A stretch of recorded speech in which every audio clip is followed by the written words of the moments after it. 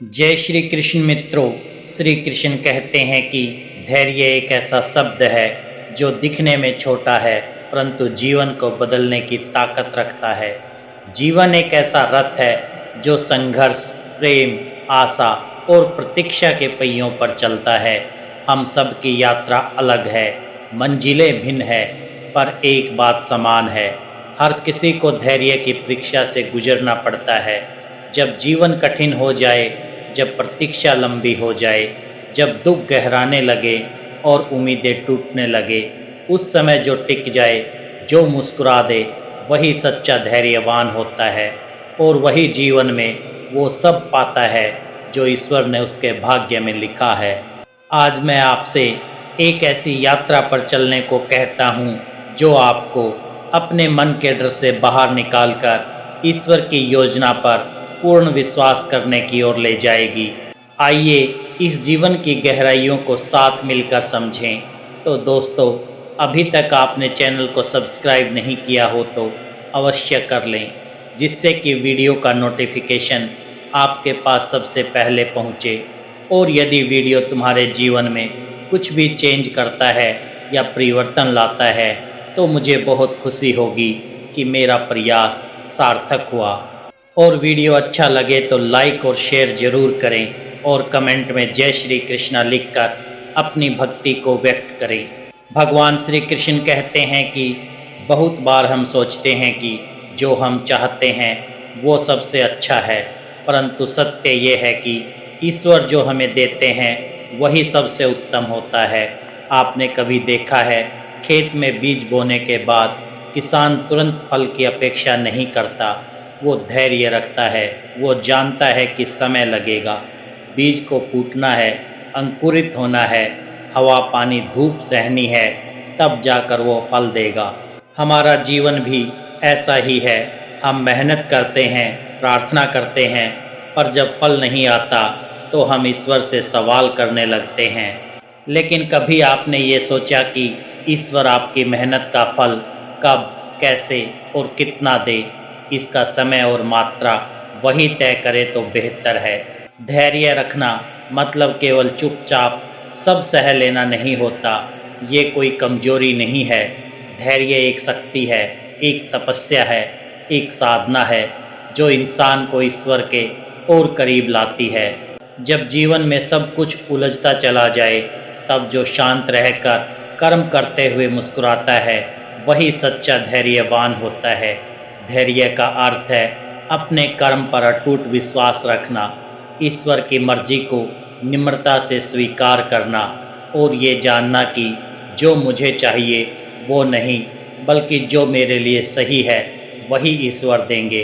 कई बार हम चाहते हैं कि जो भी हमने सोचा है वो तुरंत पूरा हो जाए।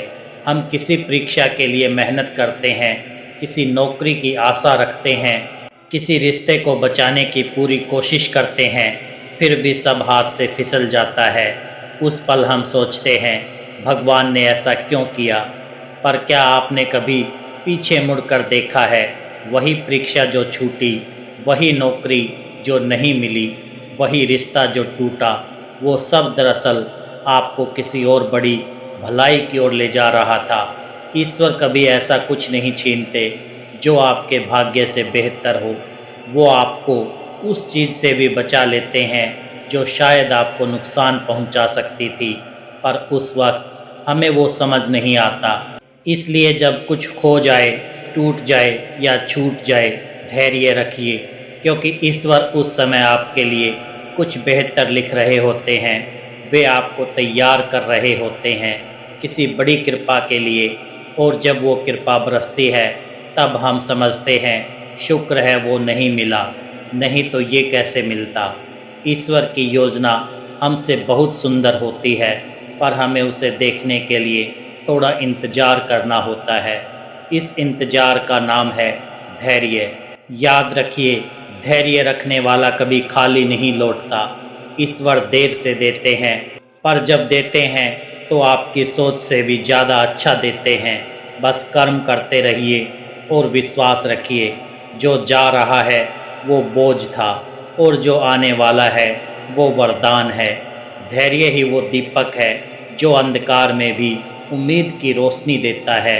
इसलिए जीवन में कुछ भी हो जाए, धैर्य मत खोइए। ईश्वर की कृपा आपके द्वार तक आ रही है। जो ईश्वर ने भाग्य में लिखा है वो मिलेगा ही। ये वाक्य आधा सच है। पूरा सच ये है, जो ईश्वर ने भाग्य में लिखा है वो तभी मिलेगा जब आप उसके लिए कर्म करोगे। ईश्वर हमारी किस्मत की लकीरें तो बनाते हैं, लेकिन उन्हें चलाना हमें होता है। भाग्य में अमृत लिखा हो, परंतु अगर हम अपने हाथ बंद रखें तो वो कैसे मिलेगा। घर में दीपक हो पर हम उसे जलाए नहीं तो उजाला कैसे आएगा। इसलिए केवल बैठकर इंतजार मत कीजिए, उठिए, कर्म कीजिए और धैर्य रखिए। ईश्वर का निर्णय देर से आता है पर सही समय पर आता है। ईश्वर हमें हमेशा वही देते हैं जो हमारे लिए सर्वोत्तम होता है, लेकिन हमारी सबसे बड़ी भूल यही होती है कि हम उसकी तुलना दूसरों से करने लगते हैं। उसके पास ज़्यादा क्यों है, मैंने मेहनत की फिर भी मुझे कम क्यों मिला। ऐसे सवाल हमारे मन में बेचैनी भर देते हैं और यहीं से जीवन की शांति छिनने लगती है। पर क्या कभी आपने ये सोचा कि ईश्वर ने जो दिया है उसमें भी कितनी कृपा छुपी हुई है। हो सकता है कि जो आपको नहीं मिला वो दरअसल किसी दुख से आपको बचा रहा हो। जो देरी से मिल रहा है उसमें आपका सबसे बड़ा लाभ छुपा हो। जो मिल गया उसमें आनंद खोजिए, जो नहीं मिला उसके लिए अपने कर्म को और मजबूत बनाइए, और जो देर से मिलेगा उसके लिए धैर्य रखिए, क्योंकि ईश्वर की घड़ी स्टिक चलती है। संतोष वो दीपक है जो भीतर से रोशनी फैलाता है। जिसने संतोष सीख लिया उसे जीवन में कभी कमी महसूस नहीं होगी। वो हर परिस्थिति में मुस्कुराएगा, क्योंकि उसे विश्वास होगा जो मिला है वही ईश्वर की कृपा है, और जो नहीं मिला उसमें भी उसका कोई बड़ा कारण है। इसलिए मांगिए ज़रूर, पर साथ में धन्यवाद भी दीजिए, क्योंकि आभार से भरा मन ही ईश्वर को सबसे प्रिय होता है, और वही मन जीवन में सच्चे सुख को पा सकता है।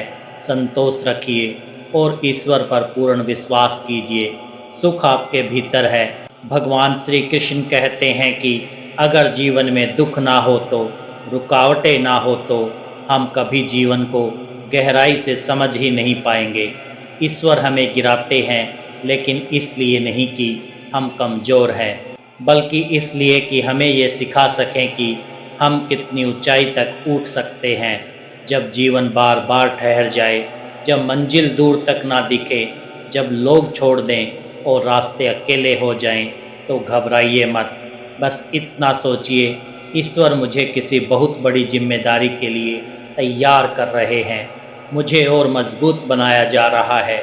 मेरा समय ज़रूर आएगा, और जब आएगा मैं उससे पहले वाला नहीं रहूँगा। मैं बेहतर बन चुका होऊंगा, परिपक्व, शांत और शक्तिशाली। हर आंसू, हर चोट, हर इंतजार ईश्वर की बनाई हुई एक सुंदर कृति का हिस्सा है। आपका जीवन अभी लिखे जा रहे एक अद्भुत अध्याय में है, जहां संघर्ष ही सफलता की भूमिका बन रहा है। इसलिए जब कुछ समझ में ना आए तो चिंता नहीं, बस धैर्य रखिए और मुस्कुराइए, क्योंकि ईश्वर चुप है तो इसका मतलब है वो अभी भी कुछ बड़ा रच रहे हैं आपके लिए। आपका समय आएगा, और जब आएगा तो सब कुछ बदल जाएगा, और तब आप कहेंगे, धन्य है वे दिन जब मैं टूटा था, क्योंकि उन्हीं में मेरा नव निर्माण छुपा था। हर किसी के जीवन में कोई ना कोई ऐसा पल होता है जहां वो हार मान लेना चाहता है, पर कुछ लोग रुकते नहीं। वे ईश्वर पर विश्वास करते हैं और आगे बढ़ते हैं। राम ने भी वनवास सहा, श्री कृष्ण को भी अपने सगे छोड़कर युद्ध में उतरना पड़ा, सीता को भी अग्नि परीक्षा देनी पड़ी, और पांडवों को भी 13 साल का वनवास झेलना पड़ा। पर सब ने धैर्य रखा, कर्म किया और अंत में विजय प्राप्त की। क्या आपको लगता है कि ईश्वर आपको भूल जाएंगे? नहीं, कभी नहीं। वे आपको परीक्षा में डालेंगे ताकि आपको उसका उत्तीर्ण परिणाम सौंप सके। श्री कृष्ण कहते हैं कि जो लोग आज दुख में हैं जो रात रात भर रोते हैं, जिनकी प्रार्थनाएं जैसे अनसुनी हो रही हों, मैं आपसे कहता हूँ, धैर्य रखो। अभी जो तुम्हें तोड़ रहा है वही कल तुम्हें सबसे सुंदर आकार देगा। अभी जो खालीपन है वही कल जीवन का सबसे गहरा अर्थ बन जाएगा। ईश्वर की योजनाएं हमारी कल्पना से कहीं विशाल, कहीं सुंदर होती है।